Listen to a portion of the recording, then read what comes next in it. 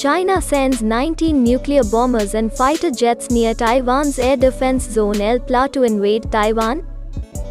Taiwan claims 19 Chinese military aircrafts have entered the Air Defense Identification Zone (ADIZ).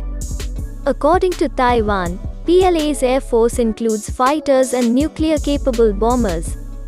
The Chinese offensive took place days before the Taipei's annual War Games exercises.